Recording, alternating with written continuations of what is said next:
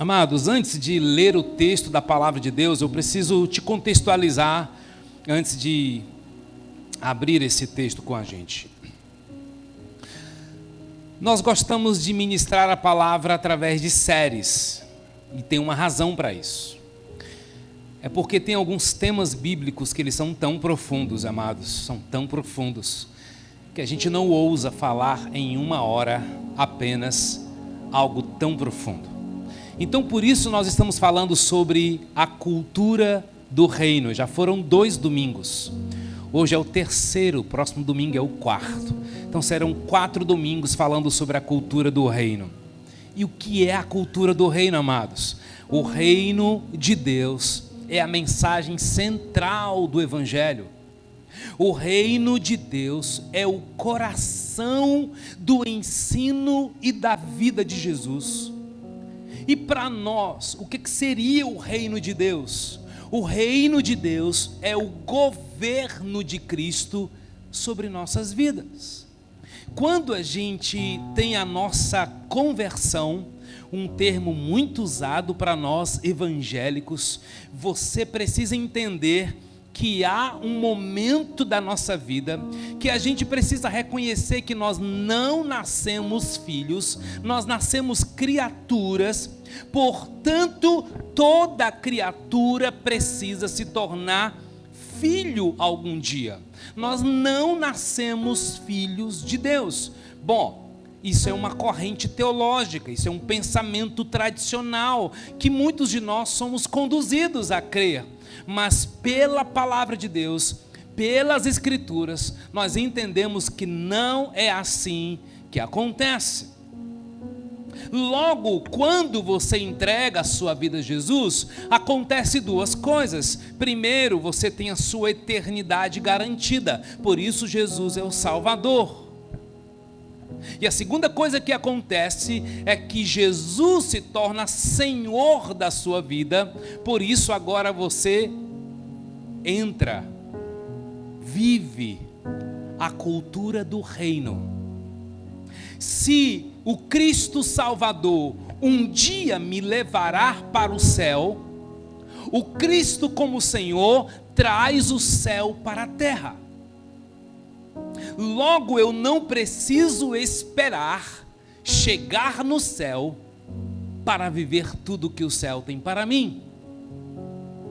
Eu posso entender a cultura dos céus, que é a cultura não no reino, mas a cultura do reino na terra. Nós não somos do que temos um partido, do que temos uma linha ideológica. Nós somos daqueles que têm um reino, o reino de Deus. Por isso a oração é: seja feita a sua vontade, assim na terra como é nos céus. Então o reino de Deus, me compreenda, é o governo de Deus, da qual eu dou acesso para ele ser o meu governador. Em outras palavras, o reino de Deus é o domínio de Cristo sobre o meu coração, e então ele estabelece valores, uma cultura, onde não somente ele é o meu Salvador, mas ele é o meu Senhor. Então, o reino de Deus, ele é um reino absurdamente diferente do reino do mundo. Falamos isso na introdução. Reino do mundo, reino do diabo, reino do eu e o reino de Cristo. O reino de Deus, amados, é um reino invertido. O reino de Deus é um reino de ponta cabeça. Você sabia que quando Jesus veio à terra, os judeus esperavam por um reino político, da qual Cristo viria para proteger e preservar a fé judaica. Mas Jesus vem completamente diferente, buga a cabeça dos caras, Jesus não vem num cavalo branco, Jesus não vem com coroa em palácios, ele vem simples, ele vem mudando a lógica, ele inverte toda a lógica. Logo, Cristo desafiou o padrão social, Cristo desafiou o padrão cultural que era dominante na sua época. Então, no reino de Cristo, aquilo que é grande aos olhos do homem é pequeno aos olhos dele. No reino de Cristo, ser grande é ser pequeno. No reino de Cristo, ser exaltado é escolher o caminho da humildade. No reino de Deus, ser rico é ser pobre, e ser pobre é ser rico. No reino de Cristo, amados, aqueles que estão no caminho do céu, parece que acabam no inferno. No reino, os adultos se tornam crianças. No reino de Deus, os religiosos perdem o banquete. É impressionante. Então, nessa introdução, alguns pontos precisam ficar muito claros para você, para a gente seguir na compreensão do reino de Deus. Você precisa entender o reino de Deus, você precisa se apaixonar pelo reino de Deus. O reino de Deus é maior do que a sua capacidade de descrever o que é a sua fé, é muito maior. O reino de Deus é extraordinário, irmãos. Primeira coisa, a porta de entrada do reino é o arrependimento e a fé. Marcos 1,15 vai dizer: o tempo está cumprido e o reino de Deus está próximo. Ele vai dizer: arrependam-se e creiam no Evangelho. A porta de entrada do reino é o arrependimento. Não com justificativas, mas com arrependimento. Segunda premissa, para você entender que só entra no reino os que nascem de novo. João 3, Jesus respondeu a Nicodemos: em verdade, te digo, Nicodemos, se alguém não nascer de novo, não pode ver o reino de Deus. Então Nicodemos pergunta: como pode um homem nascer sendo velho? Ele foi literal. E é isso que eu acho curioso em algumas pessoas que são muito inteligentes. Pessoas que são extremamente racionais. Porque a virada da pergunta sem noção é muito próximo. Então, cuidado. Porque a mente espiritual não se discerne com mente inteligente. O mundo espiritual se discerne espiritualmente. Não bate, gente. A lógica, não tem lógica ser discípulo de Jesus. Não faz sentido ser crente. É isso mesmo. A coisa é estranha mesmo. Eu estou te explicando sobre o reino de Deus. É tudo invertido. Aí Jesus continua ouvindo a pergunta de Nicodemos. Aí Nicodemos diz assim: será que pode voltar ao ventre materno e nascer uma segunda vez? Jesus respondeu: em verdade lhe digo, quem não nascer da água e do Espírito não pode entrar no reino de Deus. Então essa aqui é uma premissa para você compreender o reino de Deus. Só entra no reino de Deus quem nasce de novo. Observe que quem não nasceu de novo não pode ver o reino de Deus. Ainda mesmo que você entenda e diga isso, mas não é uma questão de boca, de palavras, é uma questão de coração. Outra coisa importante: o reino está dentro de nós. Lucas 17, 21. Indagado pelos fariseus sobre quando viria o reino de Deus, Jesus lhe respondeu: o reino de Deus não vem com visível aparência. Nem dirão, ele está aqui, ou lá está ele, porque o reino de Deus está entre vocês. O reino de Deus está entre vocês. E o reino de Deus veio a este mundo através de um rei chamado Jesus Cristo. Amados, o reino fala de um estilo de vida, fala de uma qualidade de vida. Romanos 14, 17, porque o reino de Deus é justiça, paz e alegria no Espírito Santo.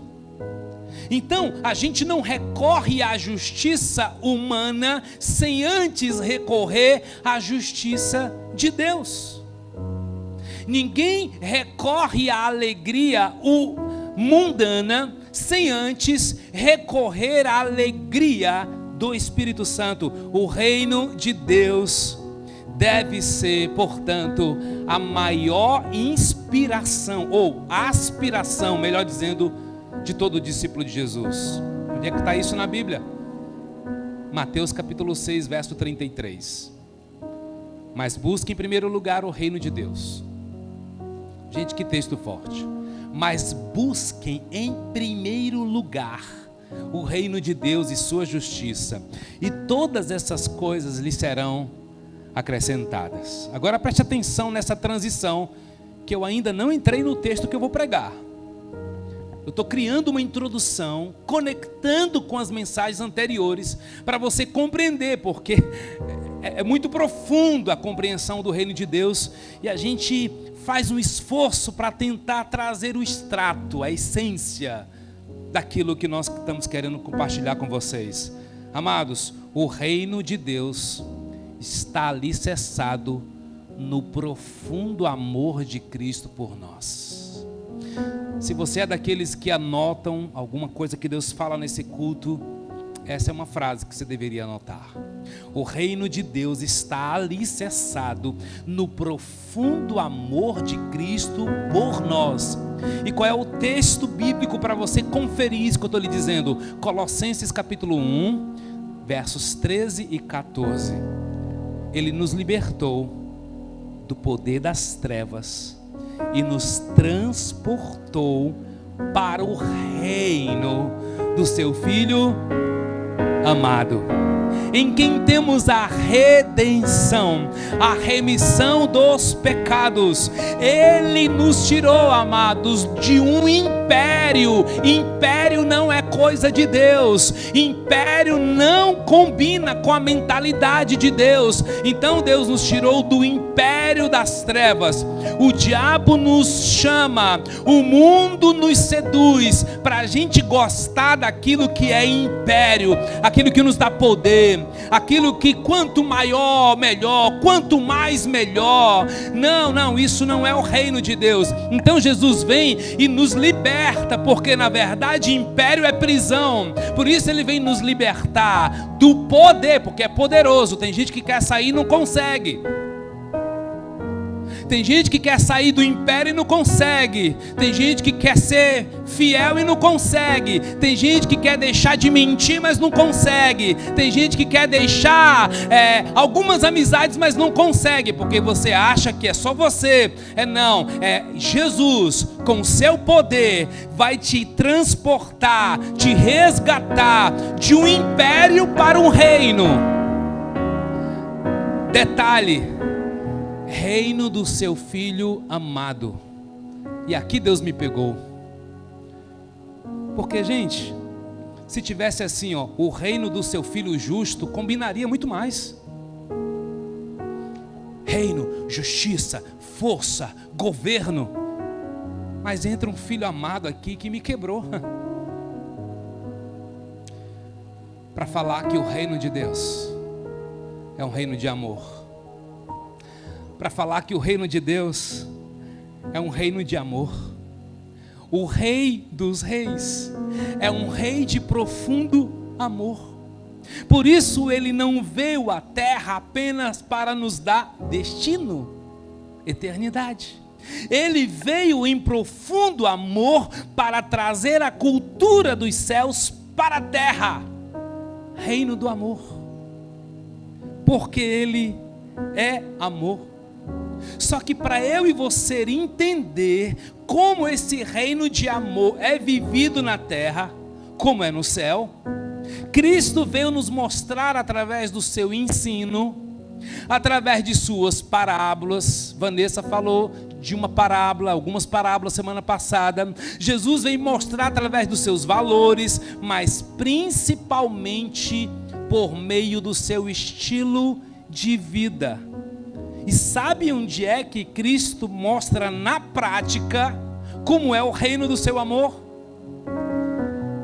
Mateus capítulo 5, 6 e 7. O famoso, conhecido ou desconhecido Sermão do Monte. Eu tenho uma dica como pastor dessa igreja para você. Você não pode ser um discípulo sem ler e compreender esses 3 capítulos da Bíblia. Não pode. Porque eu sei, irmãos, que às vezes tem gente entre nós que tem 4 graduações, mas não consegue ler 4 evangelhos. E eu quero te inspirar hoje. Você precisa ler, reler, ler de novo e reler Mateus 5, 6 e 7. Sabe por quê? É o início. É o desvendar do reino de amor que Cristo tem para nos ensinar. É meu papel como pastor lhes ensinar a palavra de Deus. Então, a primeira vez que a gente lê o Sermão do Monte, a gente já fica mexido. Daí onde o autor do livro, Donald Crable, escreveu um livro chamado De Ponta Cabeça. Estou devorando esse livro, porque de fato é um livro maravilhoso para você compreender sobre o reino. Eu também tenho um outro livro que estava na prateleira, só veio ser lido agora, porque Deus tem seus tempos, né? Sermão do Monte, dessa grossura, somente Mateus 5, 6 e 7, de Martyn Lloyd-Jones. Nossa, que profundo. Então, quando a gente lê Mateus 5, 6 e 7, a gente vira de ponta cabeça. Aí depois que a gente lê de novo, aí vira de cabeça para baixo e de cabeça para cima e fica tudo normal. Mas eu descobri, irmãos, na jornada da vida cristã e lendo, que tudo que Deus pede de mim, Ele já me deu antes. Isso é profundo, hein? Tudo que Deus pede de mim e você antes, Ele já nos deu. Antes eu recebi uma nova identidade. Se eu sou um discípulo de Jesus, Mateus capítulo 10, verso 24 e 25 vai dizer: basta ao discípulo ser como seu mestre e ao servo como o seu senhor. Então tudo que Deus pede de mim, Ele já me deu antes. O que Cristo oferece, Ele já é. Jesus, então, se apresenta em Mateus 5, 6 e 7 como um rei de amor otimista. Capítulo 5, Jesus é muito otimista, gente. Por exemplo, Mateus 5, 48, sabe o que está escrito ali? Sejam perfeitos como o Pai Celestial de vocês é perfeito. Aí lascou. Porque aquela frase que você fica dizendo o tempo todo, não, mas ninguém é perfeito. Deus não espera a perfeição de mim. Bom, eu estou te mostrando o que Jesus pede de você. Aí depois você me mostra na Bíblia onde que está isso. Porque Jesus diz assim: sejam perfeitos, não é tenham, não é comprem, não é possuam, não é conquistem, é sejam perfeitos como o Pai Celestial de vocês é perfeito. Claro, a tradução no original é a palavra para maturidade. Estamos gerando esse tema no mundo espiritual ainda, tá certo? Mas nós vamos ministrar sobre maturidade, que é um nível que Deus quer nos levar como igreja. Ministrei recente uma aula aqui na Escola do Discípulo sobre maturidade e foi tão especial, foi tão profundo que Deus falou com a gente. Ler o Sermão do Monte, irmãos, é ter Cristo no capítulo 5 sendo otimista, mas no capítulo 6 ele é realista. Por exemplo, ele vai dizer, vocês precisam disso, vocês precisam daquilo. Ele vai falando dos desafios da vida. Jesus mostra que a gente precisa de muitas coisas para ter nossas necessidades supridas, mas é realista para dizer, não se engane, busque em primeiro lugar o reino de Deus. Aí a gente vê aquela pessoa respirando fundo e dizendo assim, como assim, pastor? Eu já acordo no pau, correndo, trabalhando, apressado, o senhor não sabe minha confusão lá para fazer as coisas acontecer. É mesmo? É assim que você acorda todo dia? O que você busca em primeiro lugar no seu dia é... A sua rotina vai te confirmar ou te denunciar. Se em Mateus capítulo 5 Jesus é otimista conosco, em Mateus capítulo 6 ele é realista. Em Mateus capítulo 7 ele nos dá uma palavra de esperança e de certeza. Ele diz assim, meu amigo, você está ouvindo eu falar aqui a cultura do reino. Se você ouvir essas palavras e praticar, você será uma pessoa sábia que construiu uma casa sobre a rocha. E se você construir a sua vida sobre mim, que sou a rocha, a pedra de esquina, a pedra angular, tudo que você fizer vai permanecer, tudo que você plantar vai prosperar, porque eu sou, diz Jesus. Então, a cultura do reino de amor, me acompanhe, ele tem uma porta de entrada. Mateus 5, 6 e 7, o Sermão do Monte. Leia essa semana esses 3 capítulos, igreja, por favor. Compartilhe o que você está aprendendo com a sua célula. Nós temos o hábito de, como igreja, aprofundar a palavra que é ministrada no contexto da célula, para que vocês compartilhem, para que vocês falem, para que vocês tirem dúvidas, façam isso. Essa semana, nenhuma célula está autorizada a mudar o tema, ok? Às vezes eu dou liberdade, sempre dou liberdade, mas essa semana é uma direção, todos conversando esse tema, sabe por quê? Porque tem algo profundo para Deus falar conosco como igreja, e isso é Deus nos levando a águas mais profundas, irmãos. Então, se o rei é um rei de amor, e o seu reino é um reino de amor, e ele veio em amor descortinar para nós o Sermão do Monte, então eu tenho uma pergunta para você. Você gostaria de ser uma pessoa que sabe amar como Jesus ama? Pergunta boa, não é? Você gostaria de viver o resto da sua vida e nunca mais machucar uma outra pessoa? Imagina, gente, você nunca mais vai ter confusão com ninguém, pelo menos não da sua parte.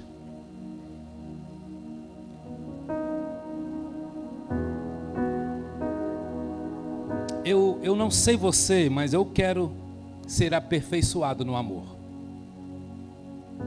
E para isso eu preciso compreender a cultura do reino, que é o reino do amor. O Sermão do Monte é o caminho. E sabe qual é a porta lá da frente para você entrar nesse reino? As bem-aventuranças. Aí agora eu chego no texto que eu vou pregar. Então abra sua Bíblia em Mateus capítulo 5, dos versos 1 a 11. Que introdução grande, né? Mas é isso. Desafiador vai ser pregar em meia hora as bem-aventuranças. Mateus capítulo 5, verso 1, leia mesmo, me acompanhe. Eu vou ler na versão NAA. Ao ver as multidões, Jesus subiu ao monte. Ele se assentou e os seus discípulos se aproximaram dele. Curiosamente, escute aqui, vou fazer alguns breves comentários. Quem que se aproxima deles?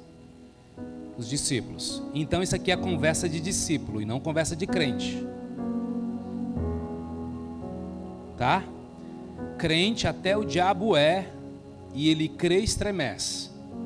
Eu estou meio desconfiado com os crentes. É estranho um pastor falar isso, mas é para você entender a linguagem da nossa igreja. É porque o diabo crê e estremece, diz a Bíblia, mas eu conheço alguns crentes que nem crê nem estremece. Então parece que o diabo é mais crente do que alguns crentes que eu conheço. Então isso aqui não é conversa de crente, que é conversa de discípulo. Só discípulo se aproxima. E como ouvimos semana passada, Deus revela os seus segredos aos íntimos. Intimidade é coisa de discípulo. Segue. Então ele passou a ensiná-los. Verso 2, verso 3. Jesus diz: bem-aventurados pobres em espírito, porque deles é o que, gente? O reino dos céus. Opa! Olha o reino entrando aqui, pessoal. Porque deles é o passaporte para os céus. Não está escrito isso. Porque deles é a salvação. Também não. Bem-aventurados são os pobres em espírito, porque deles é o reino dos céus. Só para você entender, o Evangelho de Mateus foi escrito para os judeus. E em Mateus você não vai ver a expressão reino de Deus, porque o judeu tinha muito temor para falar no nome de Deus. Então aqui é só uma questão cultural, bíblica, para você entender, para você não ficar confuso. Reino dos céus, reino de Deus é a mesma coisa. O que muda é o público para qual está sendo falado. Verso 4, bem-aventurados os que choram, porque serão consolados. Verso 5, bem-aventurados os mansos, porque herdarão a terra. Verso 6, bem-aventurados que têm fome e sede de justiça, porque serão saciados. Verso 7, bem-aventurados misericordiosos, porque alcançarão misericórdia. Bem-aventurados limpos de coração, porque verão a Deus. Bem-aventurados pacificadores, porque serão chamados filhos de Deus. Bem-aventurados perseguidos por causa da justiça, porque deles, olha aí que está entrando de novo, é o reino dos céus. Verso 11, bem-aventurados são vocês, quando por minha causa os insultarem, os perseguirem, mentindo, disserem todo mal contra vocês. Alegrem-se e exultem, porque é grande a sua recompensa nos céus, pois assim perseguiram os profetas que viveram antes de você. Ou seja, se perseguiram os profetas, quem é você para não ficar nessa lista também? Então, amados, Jesus começa o sermão do monte com as bem-aventuranças. Jesus está dizendo assim: sabe o que fará de você amar como eu amo? Porque o meu reino de amor é liderado por um rei de amor. Viva as bem-aventuranças e você vai começar muito bem essa jornada. E sabe por que nós não priorizamos viver essas marcas no reino do amor? Porque nós temos um grave problema na nossa vida. Esse problema se chama medo. O medo nos impede de fluir nos nossos relacionamentos. O medo nos impede de investir, de se relacionar. O medo nos impede de casar, de servir, de conversas difíceis. O medo nos impede. E só há uma forma de você expulsar o medo na sua vida. O texto está em 1 João 4,18. Coloca na tela, porque eu queria que todos lessem comigo. 1 João 4,18. No amor não há medo. Só esse versículo aqui a gente já podia ir para casa, pessoal. Ao contrário, o perfeito amor expulsa o medo, lança fora todo o medo, porque o medo supõe castigo.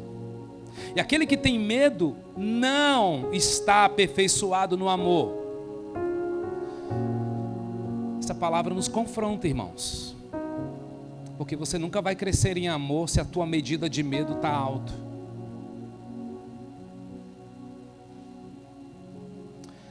Mas não é você tentando tirar o medo, ok? Não é menos medo, é mais amor. Aqui é uma guerra de quem ocupa o espaço. Como o medo atrapalha o fluir do amor na vida da gente, pessoal.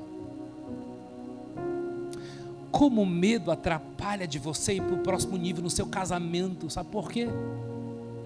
Porque às vezes para ir para o próximo nível precisa pedir perdão. Precisa abrir algumas caixinhas que a gente não tem coragem de fazer. Para você ouvir Deus, você precisa ter coragem para tirar alguns compromissos da sua agenda e ir para o lugar secreto, porque lá no lugar secreto Ele vai revelar segredos para você. Mas você continua achando que Deus só fala através de... Aí a opção é sua. Amados, eu pastoreio e cuido de gente há pelo menos 25 anos. E você percebe, eu sou bem jovem. Quando o cara tem necessidade de afirmar isso, é porque ele está ficando velho. 25 anos servindo. E eu vejo que a maioria das pessoas tem boa intenção para amar. Mas deixa eu te dizer uma coisa, boa intenção não basta. A barreira mais comum para o amor fluir é o medo. Aí Jesus vem com as bem-aventuranças para nos mostrar e nos prover o amor que expulsa o medo, que nos tormenta e nos impede de fluir no amor. Jesus está mostrando aqui como viver o reino do amor, gente. Aí a primeira coisa para você compreender o que significa esse reino do amor é entender o que é ser bem-aventurado.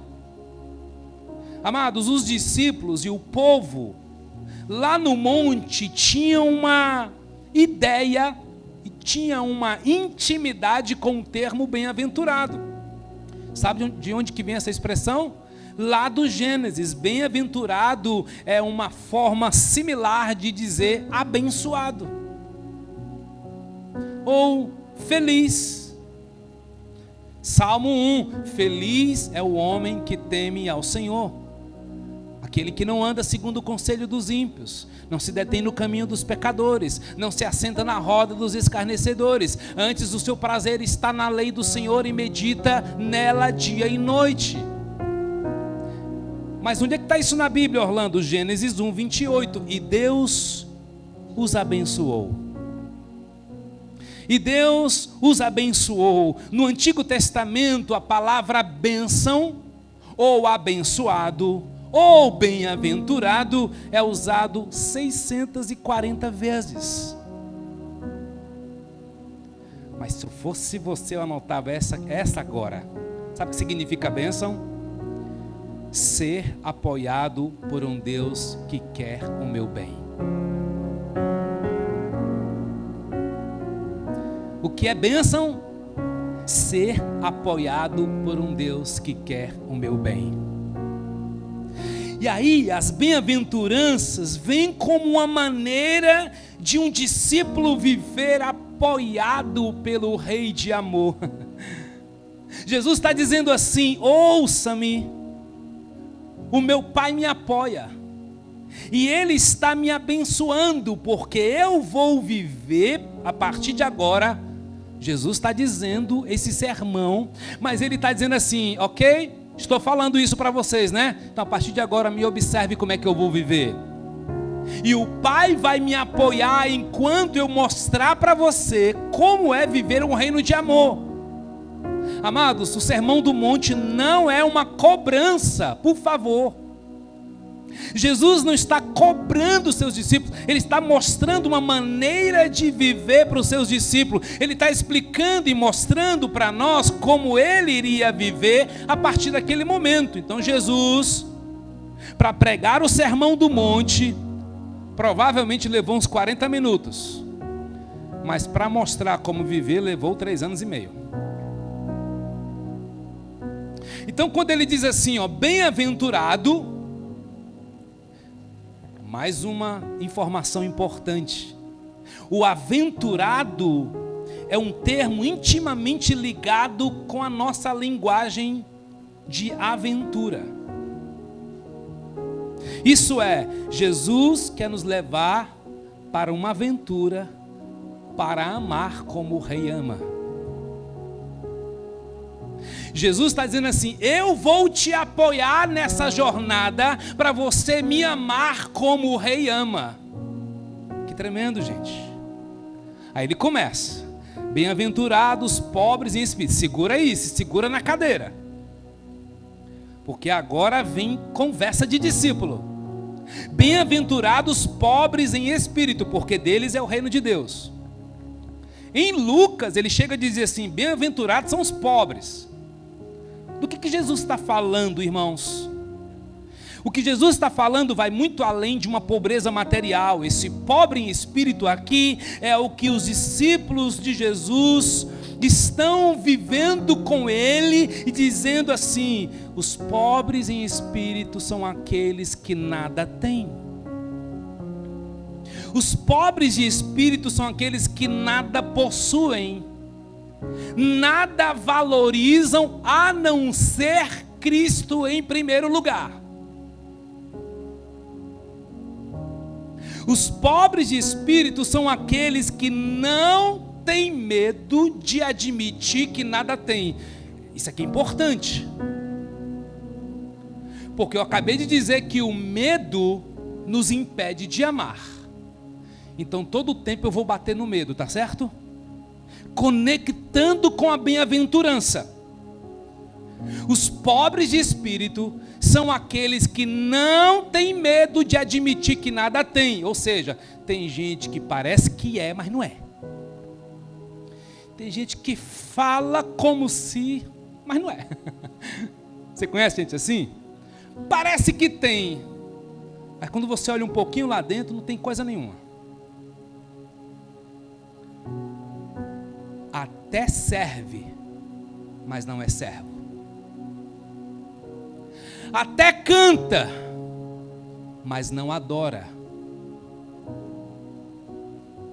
Até lê a Bíblia, mas a Bíblia não lê ele. Até vem à igreja, mas a igreja não vai com ele. Pobre de espírito. Sabe por que você precisa ser pobre em espírito? Porque o amor perfeito expulsa o medo de não ter. Não é vergonhoso você abrir o seu coração e ser vulnerável. Amados, chega de aparência, chega de religiosidade, chega de julgamento, chega disso. É o amor de Jesus que tira de nós o medo de não ter. Por exemplo, Orlando, o amor das pessoas. O pobre de espírito admite que precisa do apoio divino para poder avançar na aventura de amar a quem você precisa amar. O pobre de espírito ora assim, ó, eu não sou Jesus, mas Ele é. Eu não sei, mas Ele sabe. E eu confio que Ele sabe. Porque quem é filho confia. Filho não tem medo. Eu não tenho, mas Ele tem. Eu não posso, mas Ele pode. E aqui é onde entra a oração de dependência, irmãos. Todo dia eu oro a seguinte frase: eu preciso de Ti, Jesus. Porque às vezes eu acho que eu sei demais. Porque às vezes eu acho que eu tenho experiência demais. Porque às vezes eu acho que eu posso mesmo. Sabe o que Jesus vai dizer? Sem mim nada podeis fazer. Jesus está falando aqui para o pobre de espírito. Essa pessoa, ela achou um tesouro tão valioso, gente, que todas as demais coisas perdeu o seu valor. O pobre em espírito diz: nada satisfaz nessa vida, a não ser aquele que está no topo da montanha me ensinando. Esse discípulo de Jesus encontrou uma pérola preciosa e que aqui nessa terra ele é pobre. Porque para esse, coisas não é nada para ele comparado com a revelação de quem é Cristo.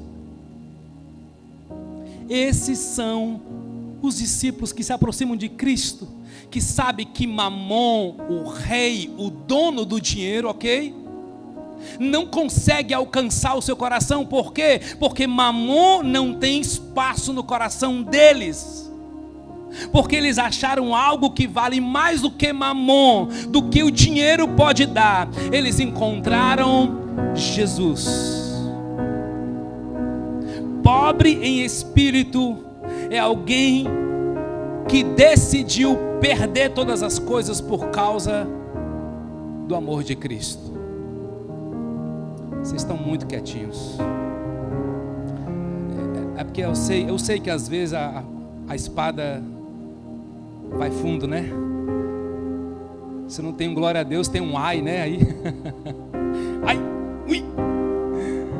Filipenses 3,7 vai dizer: considero tudo como perda depois que eu olhei para Ele. Nada tem mais valor nesse mundo que satisfaça um discípulo de Jesus do que Cristo. É por isso que nós somos pobres de espírito, porque Jesus é mais importante do que as drogas, do que a pornografia, do que o dinheiro. Porque você encontrou o dono do ouro e da prata. E porque você encontrou o dono do ouro e da prata, que se despiu da sua glória, se tornou gente como a gente para enriquecer você. Isso é conversa de reino, pessoal. Vocês querem que eu continue? Conversa de reino. Bem-aventurados que choram, porque serão consolados. E aqui é um barato, porque Jesus está dizendo o seguinte: uma aventura no reino do amor são aqueles que se recusam a sorrir daquilo que faz Deus chorar. Esses que choram são aqueles que sentem a dor do mundo e que aprenderam a chorar com os olhos de Jesus. E quem aprendeu a chorar com os olhos de Cristo, tiveram seus olhos abertos. E ele sabe que eternidade e salvação são coisas importantíssimas, mas não só para ele, mas para aqueles que estão indo para a condenação eterna. Nós passamos então a chorar por aqueles que estão indo para a eternidade sem Cristo, irmãos. Há um tipo de choro que mexe com o coração do rei. É quando você chora pelas coisas que ele chora. E você sabe que tem muita gente sorrindo, mas estão indo a passos largos para o inferno. E quem tem compaixão tem seus olhos abertos. Aprendeu a chorar. Amados, ver bem aumenta a nossa compaixão. E você passa a chorar com as lágrimas de Jesus. E quem chora com as lágrimas de Jesus aumenta a sua responsabilidade. Se Deus abrir os seus olhos, se prepare, Porque Deus vai te mostrar muita coisa que vai precisar de suas lágrimas.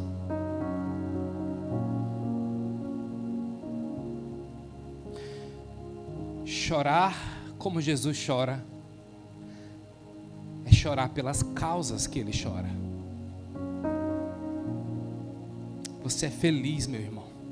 Você é abençoado se você chora pelos motivos que Jesus chora. Tem uma recompensa, tá? Porque tudo que Deus pede para você, Ele já te deu antes. Ele diz o seguinte: você vai experimentar não um abraço apertado de quem não consegue chorar as tuas lágrimas. Você vai sentir um abraço apertado do Consolador, o Espírito Santo. Gente, só quem foi abraçado pelo Espírito Santo sabe do que eu estou dizendo. Que lindo ter a presença do Consolador ao lado dos que choram pelas coisas que Jesus chora. Quem chora pelo que Jesus chora, sempre terá o Consolador ao seu lado te consolando. Felizes, abençoados são os que choram, porque os que choram têm acesso, têm intimidade ao Espírito Santo. Quer ser feliz? Quer viver no reino do amor? Aprenda a chorar pelas coisas certas.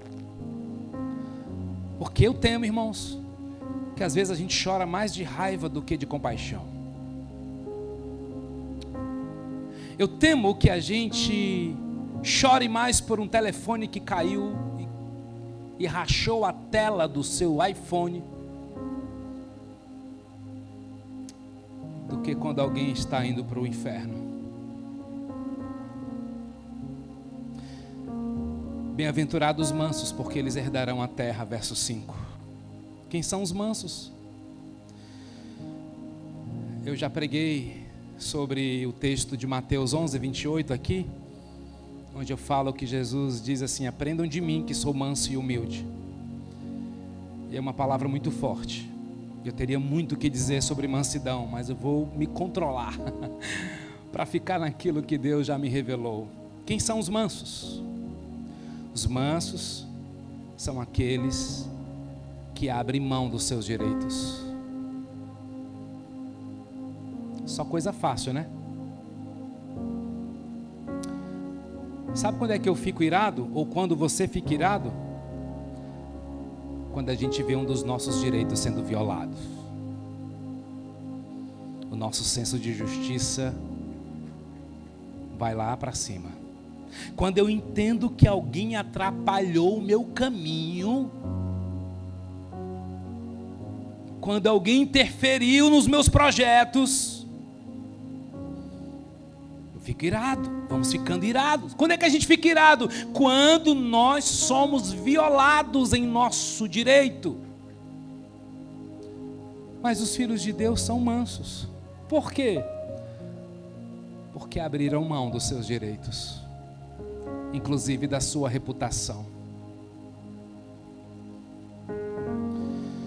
Irmãos, essa geração está cada vez mais performática e a gente sabe disso. Parecer o que a gente não é, isso virou normal. Mas para a cultura do reino não é normal. E sabe o que eu tenho percebido, irmãos, no cuidado de gente? É que tem algumas pessoas que têm que apanhar um bocadinho para se vulnerabilizar. Poderia se render mais facilmente. Poderia buscar ajuda antes de cair. Poderia chorar antes de ser pego em... Sabe por quê? Porque a gente não quer se mostrar frágil. Eu sei, a igreja cometeu alguns equívocos no processo. Falo com propriedade, mas com dor no coração. Mas eu só preciso te lembrar de uma coisa: Jesus não desistiu da igreja, Ele ama a igreja, Ele está adornando a igreja, Ele está preparando a igreja, Ele está santificando a igreja, e Ele vem buscar uma igreja quer você goste ou não, ela é noiva, meu amigo. É igual o teu casamento. Olha aí, homem de excelência. É nosso papel como marido cooperar com Deus para adornar a noiva. Jesus. Hoje eu vi um videozinho, eu acho que era as filhas da pastora Thalita Pereira, se eu não me engano, fazendo um videozinho dizendo assim: não, porque o papai e a mamãe contam as histórias da gente no púlpito da igreja. Eu dei risada, isso é verdade. Aí eu já lembrei de um agora, no almoço. A pergunta, eu tenho uma filha que ela faz perguntas que eu passo 3 semanas para refletir na pergunta, para responder. Aí a Bianca disse assim: pai, em uma situação de perigo, agora no almoço, se tivesse que salvar a mamãe ou nós 3, quem você salvaria? Vou até beber uma água. Eu acho que ela não está assistindo online, que ela está estudando para as provas.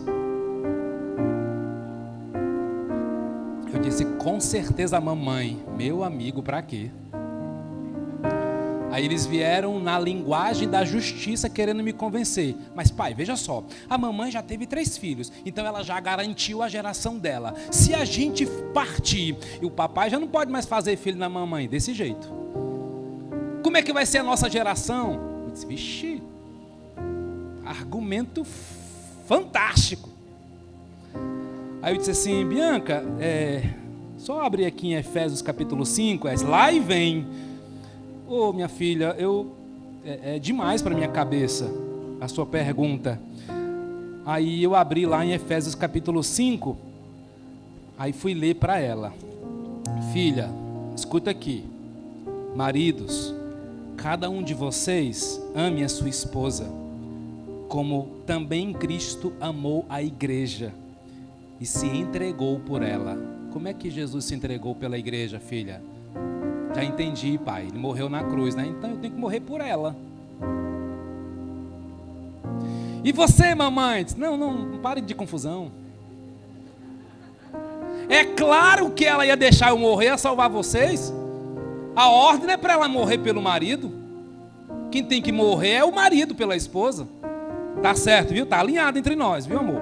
Qualquer coisa, deixa eu morrer e salva eles. Eu morro por você e você morre por eles. Irmãos, a gente está sempre apegado aos nossos direitos, não é?